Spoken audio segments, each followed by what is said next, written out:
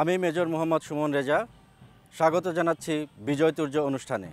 আজকে আমরা জানব বাংলাদেশ সেনাবাহিনীর ইস্ট বেঙ্গল রেজিমেন্টের ইতিহাস, ঐতিহ্য এবং বীরত্বে গাথা উপাখ্যান।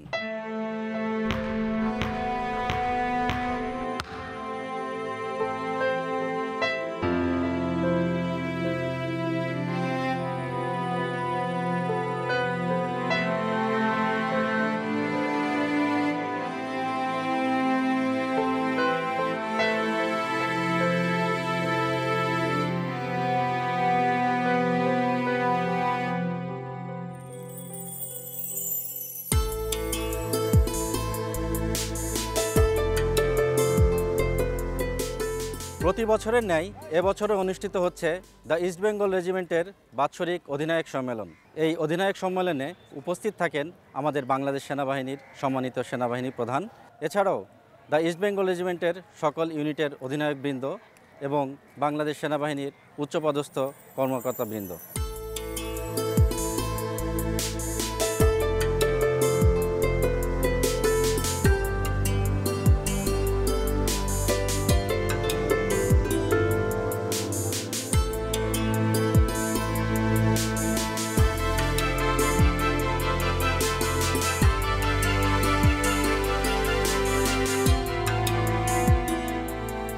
এমন একটা সময় এসেছে যেটা কিন্তু ইতিহাসের একটা মাহেন্দ্রক্ষণ।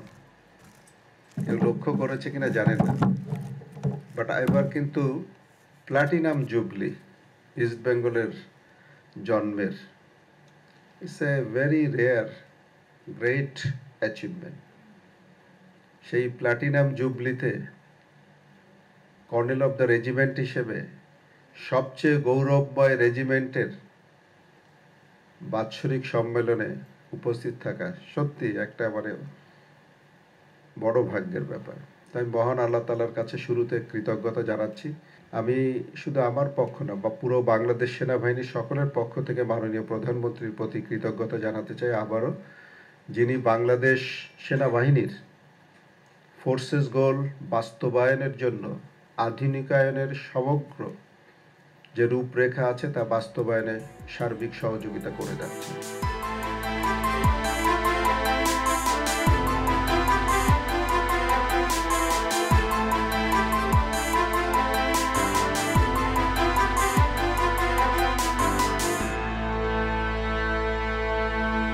ইস্ট বেঙ্গল রেজিমেন্টাল সেন্টার একজন দক্ষ ও চৌকস সৈনিক তৈরির সূতিকাগার।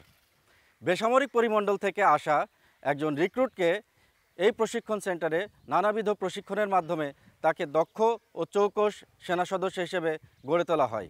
এর মধ্যে আছে ফিজিক্যাল ফিটনেস ট্রেনিং, অস্ত্র প্রশিক্ষণ, ড্রিল, বেসিক ম্যাপ রিডিং এবং রণকৌশল বা সমরবিদ্যা।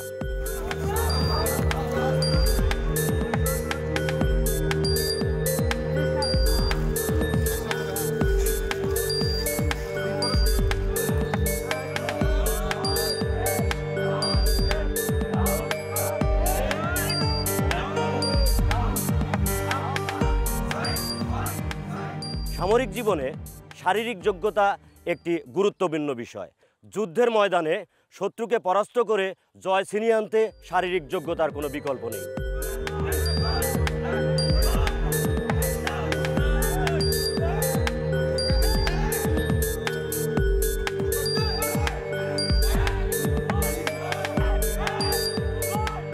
ঢিল সামরিক জীবনের শৃঙ্খলার মূল চাবিকাঠি এবং এরই মাধ্যমে একজন রিক্রুটকে শারীরিক এবং ধৈর্যশক্তি, ঢিলের চলা এবং স্যালুটিং প্রদান করার শেখানো হয়।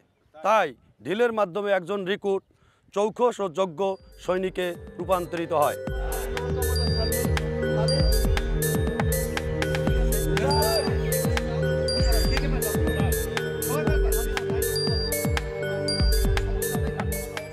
যুদ্ধের মাঠে শত্রুর বিভিন্ন তথ্য সংগ্রহ করা, শত্রুর কলাকৌশলকে রপ্ত করা, শত্রুর বিভিন্ন পরিকল্পনাকে নস্যাৎ করে শত্রুকে ঘায়েল করাই রণকৌশল প্রশিক্ষণের মুখ্য উদ্দেশ্য। এই উদ্দেশ্যকে সামনে রেখেই দীর্ঘ 9 মাস ব্যাপী আমি এবং আমার টিম রিক্রুটদেরকে রণকৌশল প্রশিক্ষণ দিয়ে থাকি। যুদ্ধের কলাকৌশল রপ্ত করে বিভিন্ন মহড়া পরিচালনার মাধ্যমে একজন রিক্রুটকে দক্ষ এবং ক্ষিপ্র যোদ্ধা হিসেবে তৈরি করাই রণকৌশল প্রশিক্ষণের মূল মন্ত্র।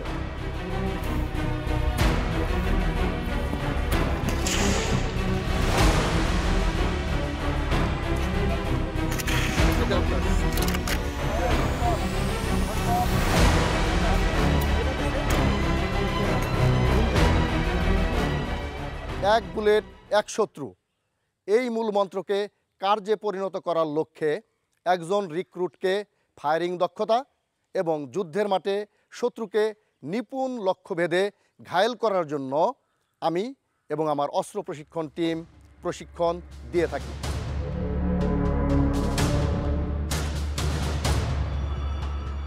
পরিকল্পনাবিহীন কোনো কাজে সফল হওয়া যায় না।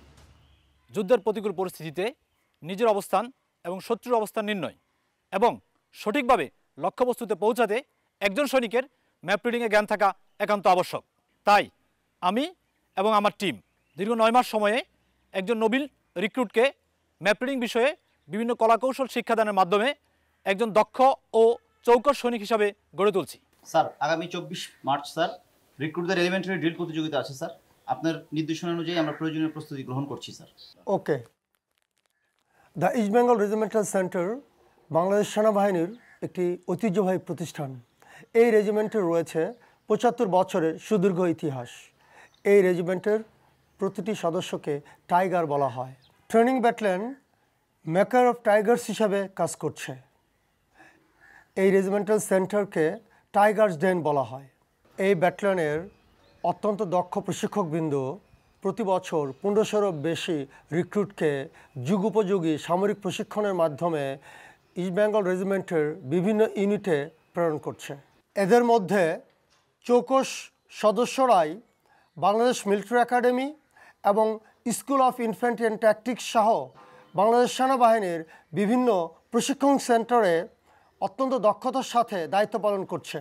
অতীতের মতো বর্তমানেও এই রেজিমেন্টের প্রতিটি সদস্য দেশে বিদেশে প্রশিক্ষণ, প্রশাসন ও শান্তিরক্ষী কার্যক্রমে বাংলাদেশের পতাকা সমুন্নত রাখছে।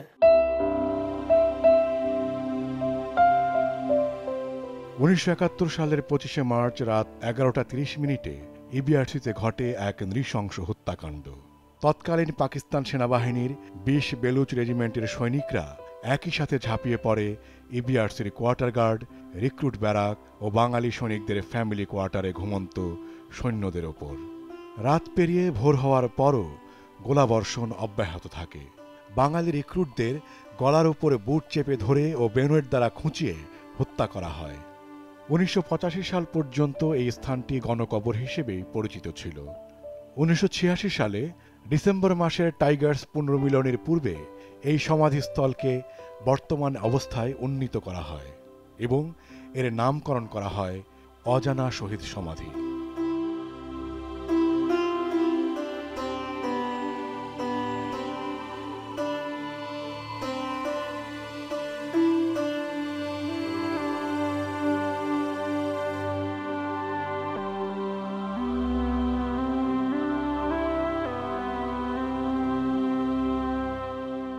এই সেই অজানা শহীদ সমাধি। 1971 সালের 25শে মার্চ কালো রাত থেকে 26শে মার্চ পর্যন্ত এখানে চালানো হয়েছিল এক বর্বরোচিত গণহত্যা।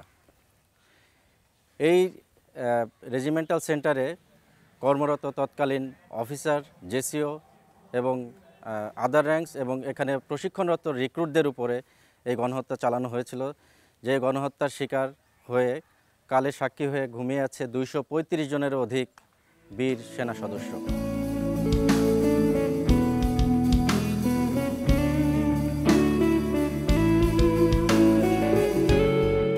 1948 সালের 15ই ফেব্রুয়ারি বঙ্গবীর মেজর এম এ গনির হাত ধরে এক ইস্ট বেঙ্গল তথা সিনিয়র টাইগার্সের প্রতিষ্ঠার মাধ্যমে এই ইস্ট বেঙ্গল রেজিমেন্টের যাত্রা শুরু হয়।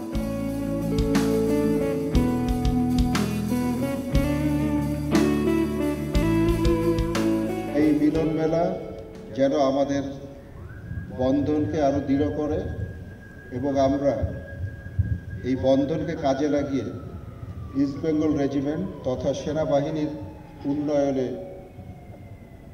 উত্তরোত্তর কাজ করে যেতে পারি। আমি জানি আজকে যারা প্রাক্তন এখানে এসেছেন, নবীনরা আপনাদের কাছ থেকে অনেক উপদেশ, অনেক ভালো ভালো আইডিয়া পাবে। সেগুলোকে ধারণ করে আমরা ভবিষ্যতে যাতে আরও উন্নয়ন করতে পারি, সেই জন্য আমাদের এই আয়োজন।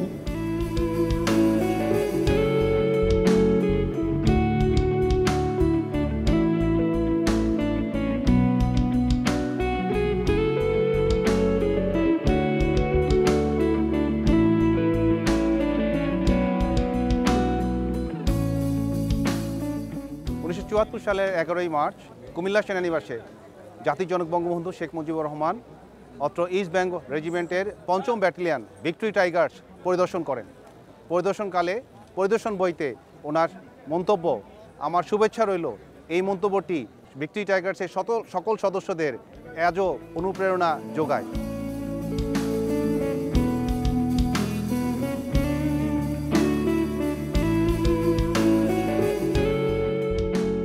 আমার সব আমাদের এখানে আসে তো একদিন পরে আমাকে বাচ্চার পরে আমাকে ওনারা বললো যে তুমি ওনারা দেখাশোনা করো, রানার হিসেবে তুমি থাকবা।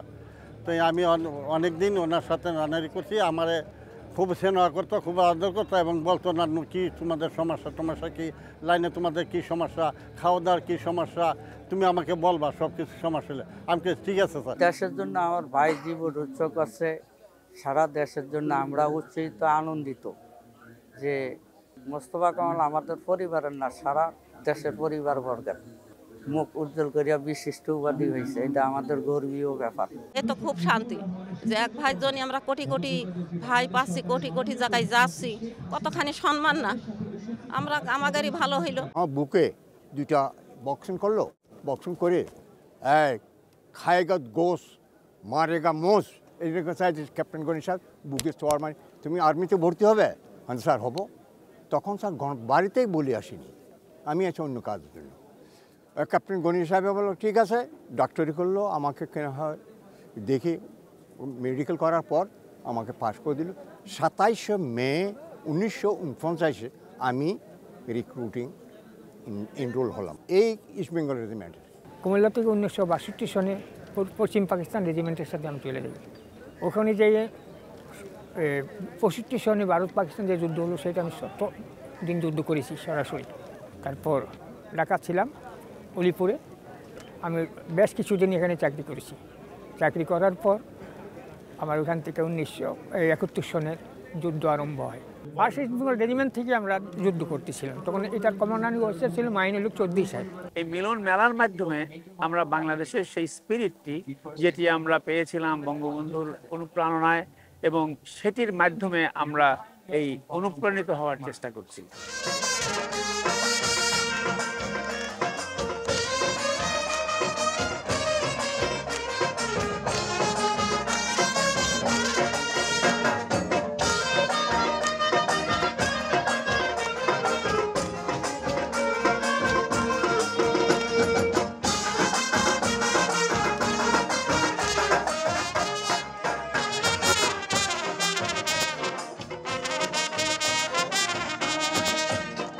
আমি লেফটেন্যান্ট কর্নেল মোহাম্মদ তহিদুর রহমান, 10ম টাইগার্স পুনর্মিলনী কুচকাওয়াজের প্যারেড কমান্ডার।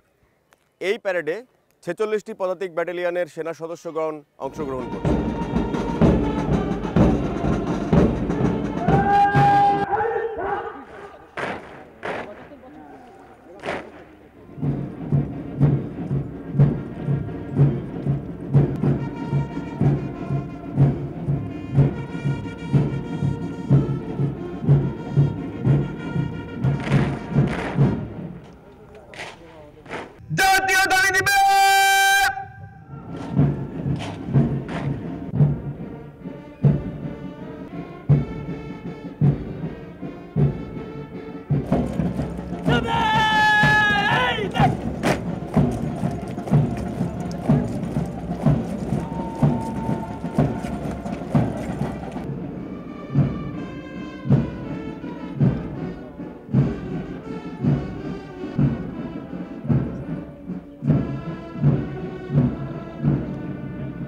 আমরা আমাদের দেশকে একটি শান্তিপূর্ণ দেশে রূপান্তর করতে চাই।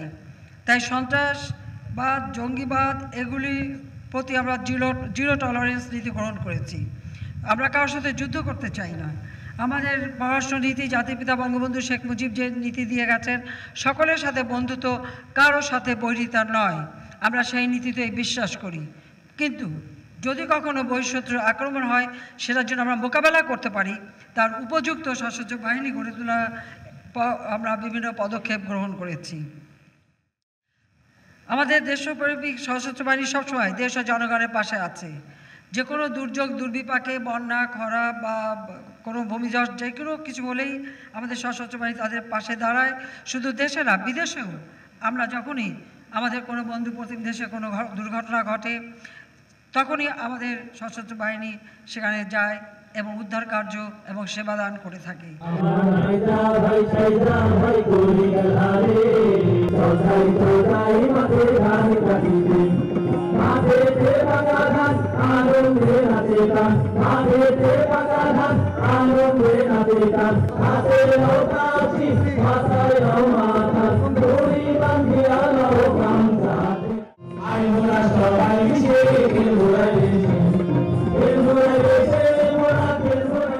সৌম্য শক্তি ক্ষিপ্রতা, এই মূলমন্ত্রে দীক্ষিত ইস্ট বেঙ্গল রেজিমেন্টের ইতিহাস অত্যন্ত গৌরবময় এবং ঐতিহ্যপূর্ণ।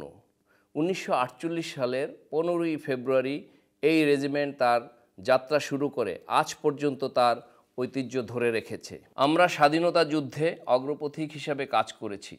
বঙ্গবন্ধুর উদাত্ত আহ্বানে সাড়া দিয়ে বাংলার কৃষক, ছাত্র, শ্রমিক, জনতা কাঁধে কাঁধ মিলিয়ে এই রেজিমেন্টের সাথে যুদ্ধ করেছে।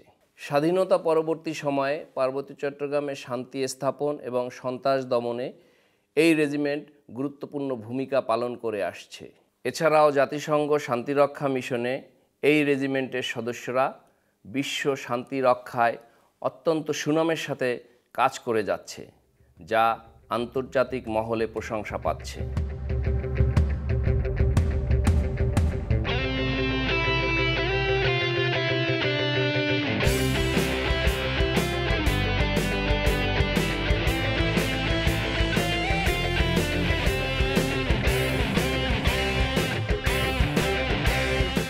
বেঙ্গল রেজিমেন্টে আমার সুদীর্ঘ চাকরি জীবনের পথ চলায় আমি আমার সেনাবাহিনী জীবনের যে লক্ষ্য এবং উদ্দেশ্য ছিল তা পরিপূর্ণভাবে অর্জিত করতে পেরেছি। নিজেকে দেশ সেবার যে ব্রত নিয়ে সেনাবাহিনীতে যোগদান করেছিলাম, সেই ব্রত নিয়ে আমি আজ নিজেকে গর্ববোধ করি শার্দুল পরিবারের সদস্য হিসেবে।